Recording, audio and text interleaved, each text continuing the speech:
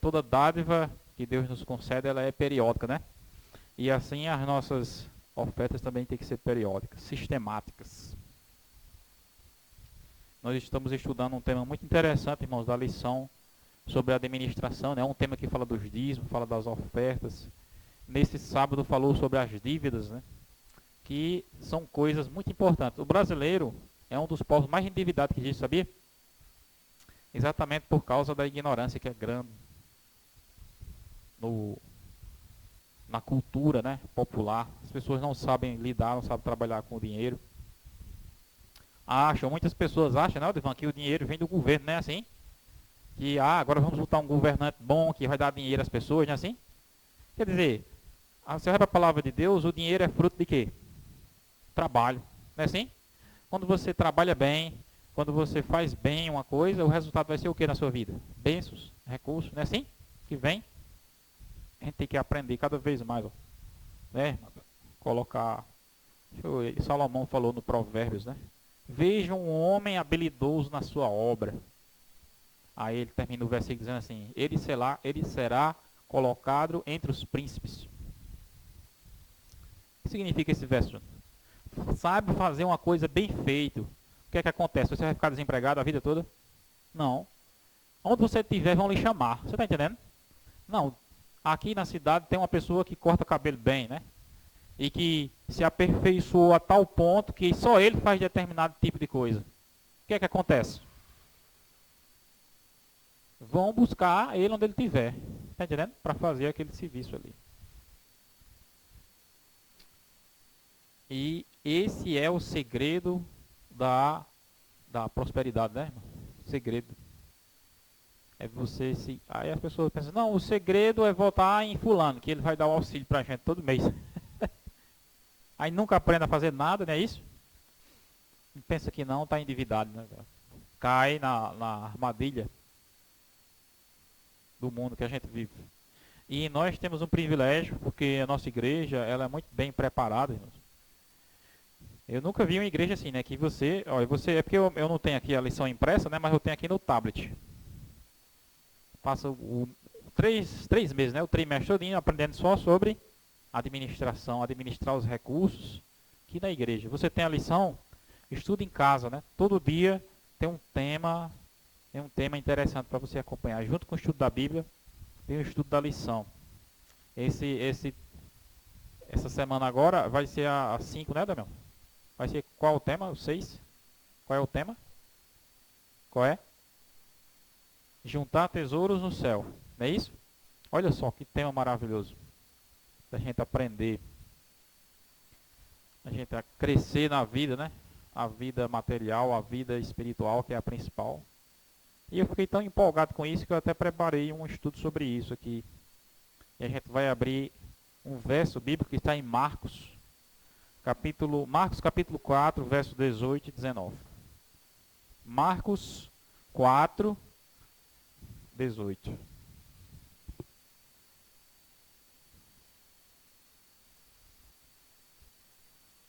4.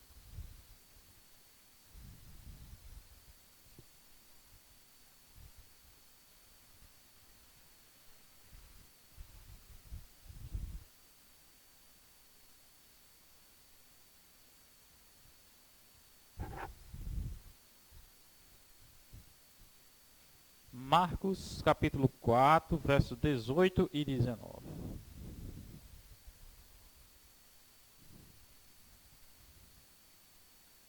Marcos 4, 18.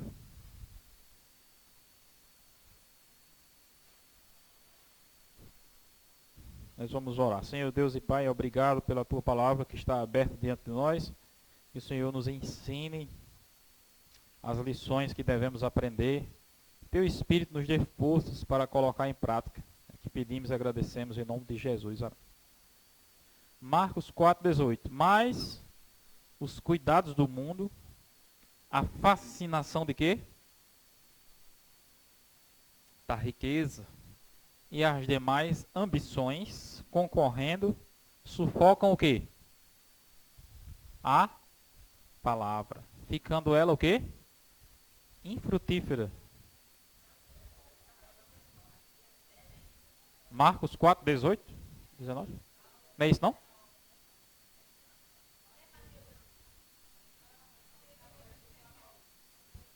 Oi? E aí eu pedi para abrir o quê? Os outros, semeados entre os espinhos, são os que ouvem a palavra. Não é assim?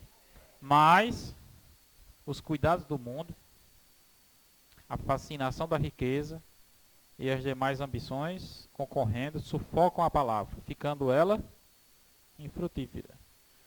Olha só, esse verso ele fala sobre uma categoria de pessoas, que na parábola da semente, né? Aquela semente foi lançada, diz que umas sementes foram lançadas à beira do caminho, outras foram lançadas entre as pedras, outra foi lançada entre os espinhos, como está escrito aqui, né? E a última foi lançada em boa terra. Foi a única que produziu o que se esperava, né? E essa categoria aqui representam as pessoas ricas, que a palavra de Deus está dizendo, né? As pessoas que obtêm bens materiais desse mundo, o que é que os bens materiais produzem na vida dela? Produzem um negócio chamado, aqui diz, né? Claramente, fascinação. Essa é a palavra. Está entendendo? Fascinação. Quem é que não fica fascinado, Edivan, com um carro novo? Quem é que não fica? Quem é que não fica fascinado dentro de uma mansão? É? Aí, se eu pudesse comprar o quê? Qual era o seu carro que você estava pensando? É. E você não fica fascinado? Sabe o que é que fascina muito as pessoas? Eu não sabia disso, que eu nunca me importei com isso, né? Mas tem muitas pessoas que são fascinadas, sabe com o quê? Joias. Não pode ver. Ouro, né? Prata, pérolas, diamantes. Que fascina as pessoas. E as pessoas que mais têm são as que mais ficam o quê? Fascinadas com aquilo. E eu fico assim, pra mim, a minha realidade, eu estou longe disso. Eu nunca na minha vida acho que eu vou comprar uma joia, porque eu não vejo eu não vejo importância nenhuma naquilo. Pra mim é só um pedaço de metal, né? Mas aquilo é interessante, que algumas categorias de pessoas, né, ficam o quê? Fascinadas com aquilo. A joia, o ouro. Mas já tem outras coisas que fascinam a gente, né? Que é relacionado também aos bens materiais. O pastor uma vez ele disse que foi na casa do irmão, né? Ele disse, aí chegou na casa do irmão, aí disse, irmão, eu quero ir no banheiro. Aí foi na casa do banheiro e disse, irmão, o banheiro é ali. Aí o pastor foi lá, quando chegou na casa, a maçaneta da porta de ouro. A pia, torneira de ouro. Os detalhes, né, do banheiro, assim, tudo daqueles cristais valiosíssimos, né? Esse irmão, um grande empresário lá que tinha na cidade, né? O dízimo desse irmão era 60 mil reais por mês. Já pensou? E esse irmão, ele é uma exceção. O que significa uma exceção? É uma coisa que foge da regra. Ele é uma exceção. Porque pessoas assim, pessoas que têm isso, você nunca vê ela onde? Na igreja. Você está entendendo? Dificilmente você vê essas pessoas na igreja. Porque essas pessoas, elas vivem num mundo de fascinação. Como Jesus diz aqui, né? A fascinação da riqueza. E Jesus, então, ele apresenta o resultado da fascinação da riqueza. A riqueza fascina, mas ela faz o que com a palavra? É duas coisas, né? Que ela faz com a palavra. Ela sufoca, não é assim? Sufoca a palavra e torna o quê? Infrutífera. Infrutífera. Veja bem, irmãos. Entenda aí, Edvan, né? Existem exceções, como a gente falou aí, né? Tem pessoas, velhas, né? Que tem dinheiro, ó. Tem dinheiro, mas está todo sábado na igreja, não tem? Mas essas pessoas você conta no dedo. Né, Edvan? Você conta. Ah, eu conheço uma pessoa em tal lugar que é assim. É rica e está na igreja, né? Porque, no geral, eu fico pensando, e nós aqui? Já imaginou, Cris, se amanhã você acordasse com 10 milhões de reais na tua conta? Seria bom ou ruim? O que é que tu acha? Hein? Seria bom ou ruim? Seria bom, né? Ia produzir o quê? Em nós? Em tu? Uma fascinação. Não é isso? E a fascinação, aí a gente sabe, né? A tendência dela é fazer o que com a palavra? Sufocar. A palavra de Deus é sufocada pela riqueza, pelo dinheiro. Irmãos, infelizmente, as pessoas que andam na igreja, a grande maioria, elas só andam em procura de alguma coisa. Infelizmente, né? A maioria. Por isso que a gente muitas vezes faz evangelismo na igreja e só consegue atrair pessoas se tiver brinde. Não é? Vai fazer o evangelismo e vai dizer, não, se não tiver um negócio para sortear, o povo não vem não. É uma tendência terrível do ser humano. Mas esse deve ser o motivo pelo qual a gente vem à igreja, Edvan. A gente vem na igreja fazer o quê? Jesus Cristo diz assim, né? O Filho do Homem não veio à terra para ser servido, mas veio para servir.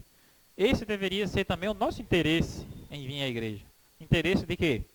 Servir a Deus. Entendeu? Adorar a Deus.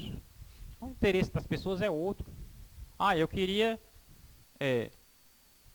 conseguir esse emprego que eu estou procurando. Eu queria conseguir a cura dessa doença que eu estou doente. E você observa que existem movimentos inteiros de igrejas que se fundamentam só nisso. Só procurando resolver o quê? Pendenga que as pessoas têm, doença que as pessoas têm. E eles criam um movimento inteiro atraindo pessoas só para aqui. Tá doente, venha para cá. Tá quebrando sua empresa, venha para cá. Não é assim? Tá desempregado, venha para cá. E aquela igreja então enche, né? Enche de quê? De pessoas interesseiras. Pessoas interesseiras. A palavra de Deus tem um verso lá em João, diz, né? Vera, diz assim, acho que é João 17, 17, né? Aquele que quiser fazer a vontade de Deus, vai conhecer a respeito da doutrina, se ela é de Deus ou se eu falo de mim mesmo.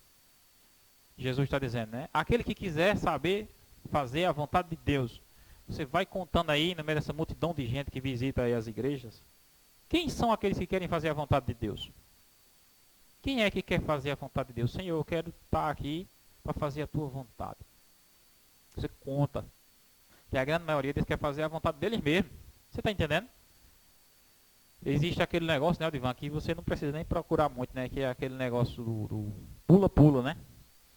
Você está aqui, aqui não resolveu, pula para o outro, né? Aqui também não resolveu, pula para outra. E sai pulando de igreja a vida todinha, né? Porque a vida religiosa da pessoa se baseia nisso. Aí vem um problema, porque o ser humano já é assim. Aí quando você dá dinheiro à pessoa que é assim, o que é que acontece? A pessoa começa a raciocinar da seguinte forma. Isso é subconsciente. Puxa vida, eu não preciso mais de nada aqui, eu vou ficar aqui para quê? Tá entendendo? O dinheiro resolve tudo. O dinheiro, ele toma até o lugar de Deus na vida da pessoa. Você está entendendo? Toma até o lugar de Deus, porque ele resolve tudo. Se você for parar para pensar, realmente o nosso mundo, ele gira todo em torno do dinheiro. Se a pessoa tem dinheiro sobrando, então ela abre todas as portas, não é assim? No mundo, porque as portas espirituais ela não abre, não. Jesus Cristo é muito claro, ele diz assim, eu digo a vocês, em verdade vos digo, ele diz assim, né? E dificilmente um rico entrará no reino dos céus. Aí no final da passagem ele explica por quê, né? Ele diz assim, os que possuem riquezas desse mundo, né? Mas não é rico para com Deus. É uma coisa você possuir riqueza desse mundo, outra coisa é você ser rico para com Deus. Às vezes você não tem nenhum recurso desse mundo, e você é rico para com Deus. E às vezes você tem recurso desse mundo, e não é rico para com Deus, que é a maioria das pessoas. Mas às vezes pode acontecer também exceções, em que você tem recurso desse mundo, e automaticamente também você é rico para com Deus. Esse negócio, irmãos, da fascinação, isso vem de muito tempo. Quer ver? Abra aí sua Bíblia aí em Gênesis 11. Gênesis capítulo 11. Gênesis é o primeiro livro da Bíblia, não tem como errar não. Você chega na primeira página da Bíblia, chega em Gênesis, aí você adianta até o capítulo 11. Gênesis 11 conta a história da Torre de Babel. E aqui tem uma palavrazinha que tem tudo a ver com essa que a gente leu.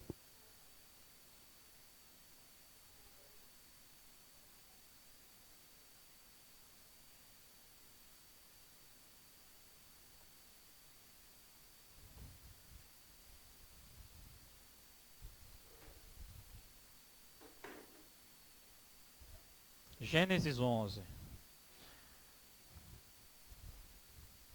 Olha só, vamos ler. Gênesis capítulo 11, verso 1. Ora, em toda a terra havia apenas uma língua, e uma só maneira de falar. Sucedeu que, partindo eles do Oriente, deram com uma planície na terra de Siná, e habitaram ali.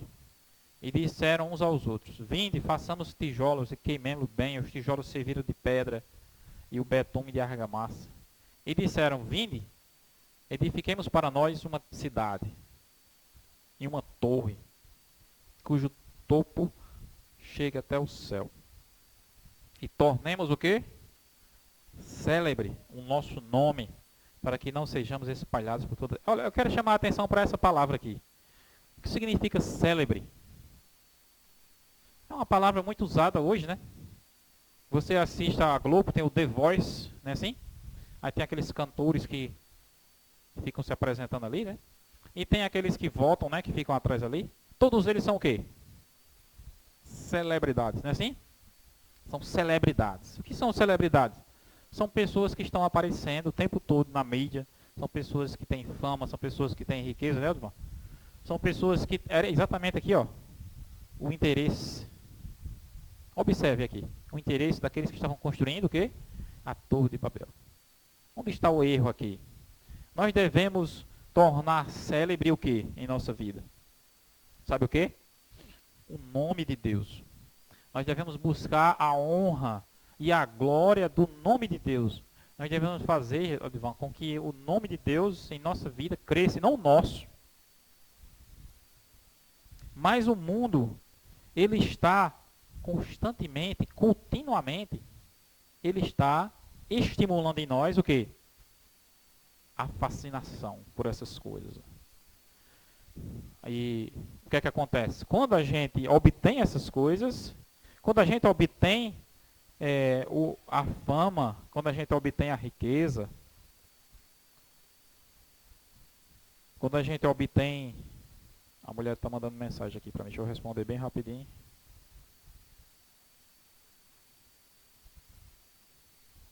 Ela disse que já terminou. Eu digo, espera um pouquinho aí que eu já vou. Umas 2 horinhas que eu já vou. É?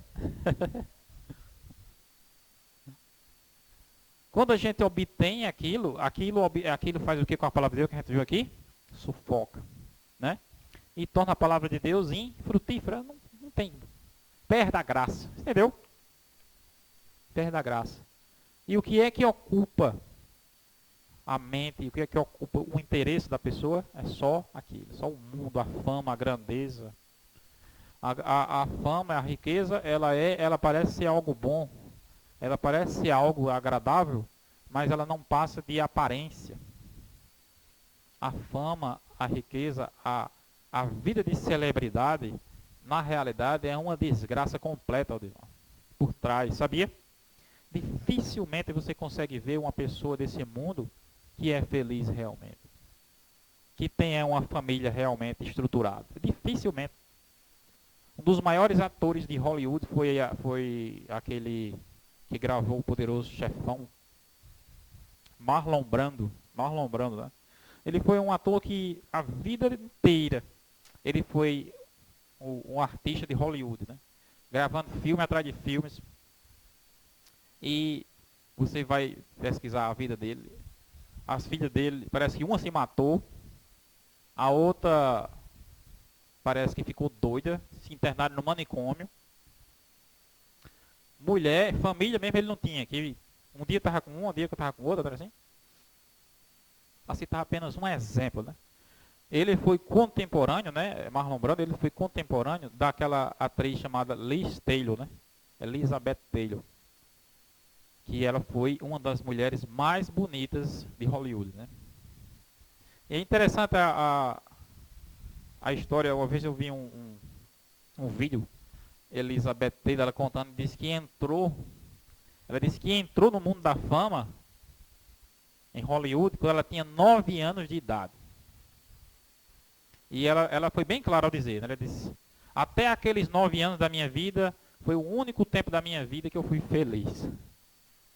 Porque dali dos 9 anos até o fim da carreira dela, foi uma carreira de sucesso. Você está entendendo?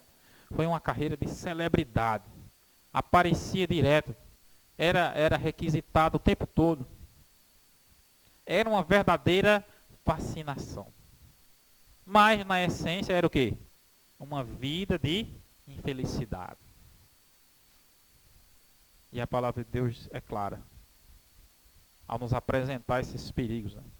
A gente tem o inimigo, ele ofereceu isso a Jesus também. Ele chegou para Jesus, lembra lá no deserto, né? Olha, veja os reinos do mundo. A palavra diz lá assim, e a glória deles, tem assim? A irmã White fala diz que quando Jesus viu aquela cena, o seu semblante mudou. O semblante de Jesus mudou, porque ele tinha passado 40 dias vendo só terra e os escorpiões no deserto. Você está entendendo? Só foi o que ele viu. E quando o diabo mostrou a ele os reinos do mundo, foi que ele mostrou palácios magníficos, né, assim?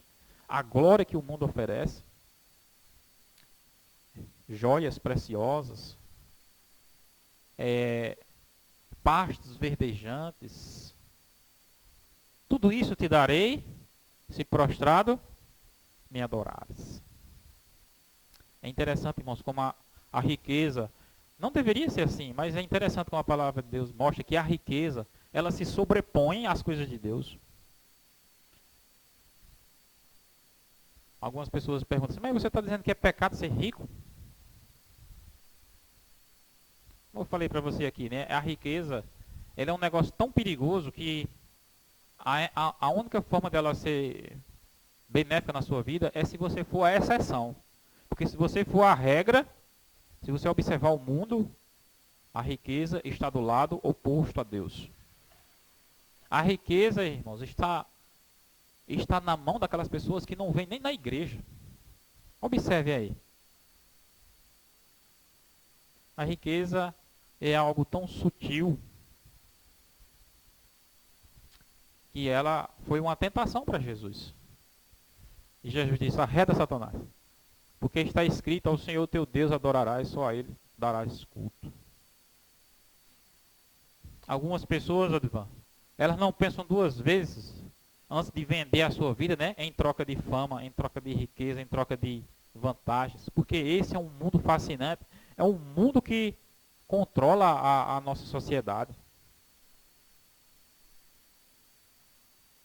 E ele oferece, né? O inimigo ele oferece, ele continua oferecendo, né? Os reinos desse mundo a todo aquele que quiser tomar parte dele, né? Do lado dele. O que é que acontece? Você vai, envereda por esse mundo e você perceberá cada vez mais a palavra de Deus perdendo a força, perdendo a capacidade de lhe impressionar, porque aquilo que o mundo oferece impressiona de forma muito mais forte. Vamos para concluir agora ler o que está escrito em Timóteo, né? Uma passagem da lição também. Timóteo capítulo 6. 1 Timóteo capítulo 6. 1 Timóteo capítulo 6.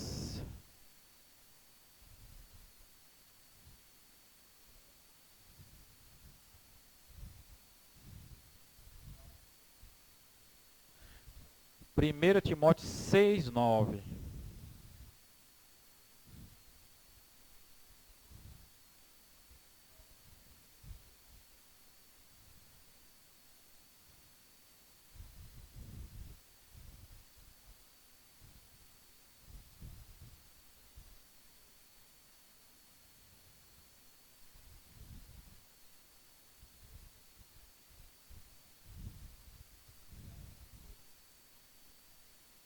1 Timóteo, capítulo 6, verso 9. Olha só que passagem interessante, né? Passagens claras da Bíblia. Diz assim: ora, os que querem ficar o quê? Ricos caem em tentação, em cilada, e em muitas concupiscências insensatas e perniciosas, as quais afogam os homens na ruína e perdição. Porque o amor do dinheiro é a raiz de todos os males. E alguns nessa cobiça se desviaram da fé e assim mesmo se atormentaram com muitas dores. Meus irmãos, Deus é tão misericordioso com a gente, tão misericordioso que muitas vezes permite que a gente seja pobre. Porque se a gente fosse rico, seria o que para nós? Uma cilada, irmãos. Como eu falei para vocês, por regra é assim, entendeu? Se você for uma pessoa rica que serve a Deus, você vai ser o quê? Uma exceção. A Bíblia conta a história de Abraão, que era rico, não é assim? Conta a história de Jó, que era rico. Conta a história de Salomão, que era rico. Tem exemplos, né? Tem exemplos. Mas a riqueza na vida desses homens não foi algo que eles buscaram, não. A palavra de Deus é clara. Foi algo que Deus deu. Você está entendendo? Diz lá que Deus deu, não é assim? Deus deu riqueza a Jó. E depois Deus foi lá, tirou a riqueza de Jó. E depois Deus foi lá e deu a riqueza de novo a Jó. Não é assim? Na sociedade que a gente vive, as pessoas pensam que a riqueza é algo que elas conseguem porque são inteligentes, né? Que é sabido, que é mais esperto do que os outros. E vai enriquecendo. E a vida da pessoa se centraliza toda naquilo. E a pessoa pensa que aquilo é uma armadilha, uma cilada do dinheiro é essa. A pessoa acreditar e pensar que aquilo vai resolver tudo. E não vai. Eu estava vendo um vídeo no YouTube, né, onde o cara estava explicando lá ali, velho, dicas de investimento, né? Ele estava dizendo, não, eu deixo um pouco no Tesouro Direto, eu deixo uma parte na criptomoeda, né? Eu compro Bitcoin e assim eu estou, entre as palavras ele queria dizer isso, e assim eu estou seguro. Porque ele tem, né? Tem um terreno aqui, tem uma casa ali, tem uma conta bancária ali, tem se de repente o dólar desvalorizar, ele já tem um investimento ali, se o dólar subir, ele já tem outro ali, e a vida toda do indivíduo se centraliza em quê? Isso. Em nenhum momento a pessoa agradece a Deus por nada, velho. Em nenhum momento a pessoa reconhece que Deus é quem dá a ela o quê? Até a respiração. Em nenhum momento a pessoa se dá conta que vai chegar aquilo que Jesus disse assim, né? Nesse dia te pedirão a tua alma. E o que tu tens armazenado vai servir para quê? No dia que Deus disser assim, ó, agora eu quero pedir a tua alma. Vê se tu consegue pagar essa conta aí com Bitcoin. Tem como? Vê se tu consegue vender um terreno teu aí para ver se tu consegue. Jesus tem um verso que ele fala assim, né? Ele diz assim: que importa ao homem ganhar o mundo inteiro se perder a sua alma? A pessoa está ali o tempo todo se gabando, né? Se apresentando como um grande exemplo, né? Pessoas próximas. Não, fulano é bem sucedido nos negócios. Fulano é muito inteligente na área de finanças. E fica ali aparecendo na internet, aparecendo na mídia, todo o tempo, né? E hoje te pedirão a tua alma. O que tens preparado você virá para quê? O que é que mais importa na nossa vida, irmãos? São as riquezas eternas. Você está entendendo? Se você perdeu o céu, a irmã White diz, né? Se você perdeu o céu, você perdeu tudo. Por isso que chama lá na Bíblia, né? De fascinação. Quando chegar no dia do juízo, que os remidos derem entrada, né? Nas mansões celestiais e forem chamados à presença de Deus, Deus vai revestir essas pessoas de honra, né? E vai apresentá-las no universo. Vai dizer esse aqui são meus redimidos. Diante de Deus eles são reis e sacerdotes. E as pessoas lá do outro lado, perdidas, pensando que estavam ganhando algo, né? Que estavam fazendo uma escolha sábia. Na verdade, fizeram a pior escolha. Trocaram o reino de Deus por coisas materiais. Queira Deus, irmãos, que nós tenhamos uma outra mentalidade, né? Se um dia, irmãos, Deus colocar recursos em suas mãos, você lembre de honrar a Deus, né? Com isso. Porque isso é uma das maiores bênçãos que pode existir. Pessoas de Deus com recursos materiais na mão. Sabia? Uma das maiores bênçãos que pode existir. Mas se a pessoa não tiver o quê? Fidelidade a Deus. Se a pessoa não tiver comunhão com Deus, aquilo é a maior maldição que existe. Vai ocasionar a perdição da pessoa e vai ocasionar destruição na terra. Opressão.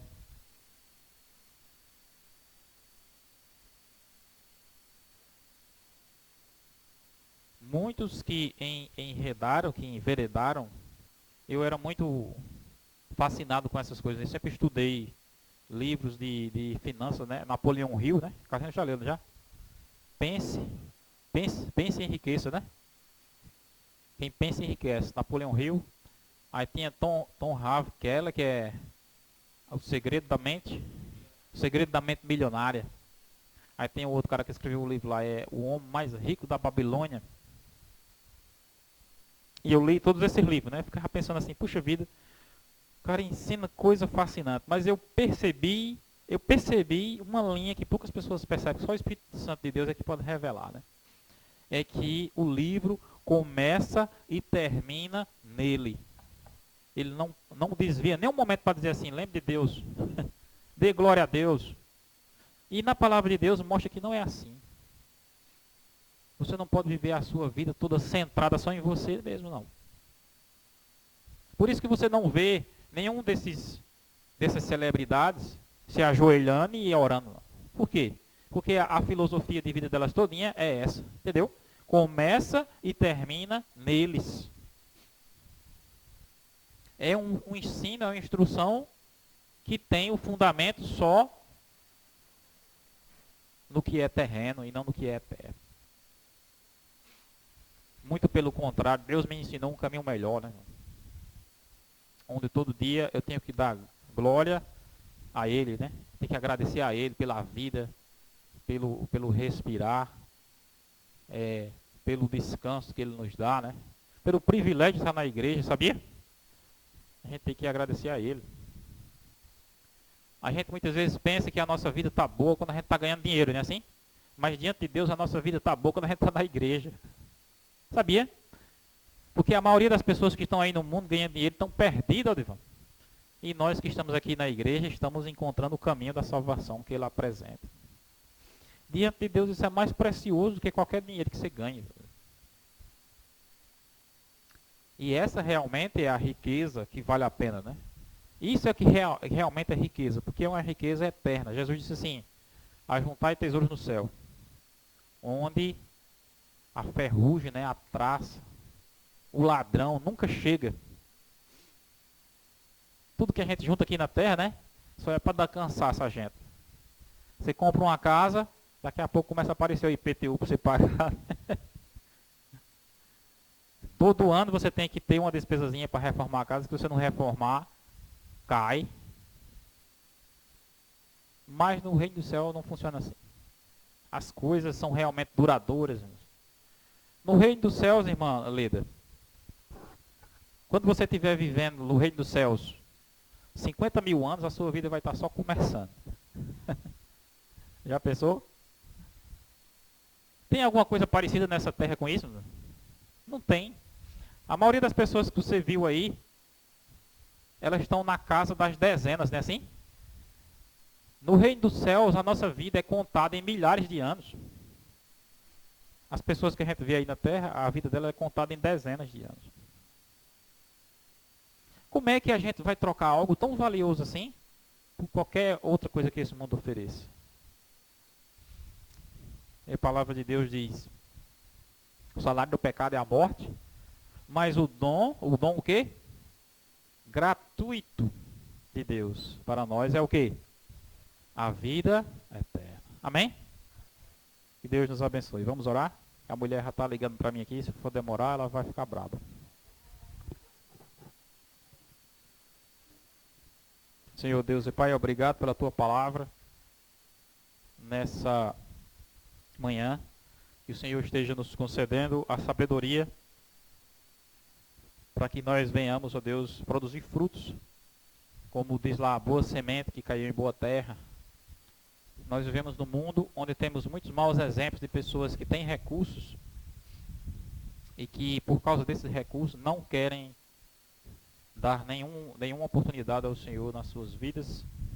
Nós também estamos expostos a esses perigos. Qualquer momento a vida pode nos abençoar e a gente sentir essa fascinação que a riqueza produz.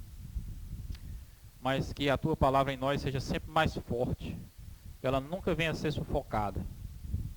E que o teu Espírito nos ajude a sempre continuar produzindo frutos. Quanto mais riqueza e bênção o Senhor nos der, mais fidelidade se reproduz em nossa vida para contigo. Esse é o nosso desejo, nosso pedido a Ti. Que o Senhor nos conceda essa luz, essa sabedoria.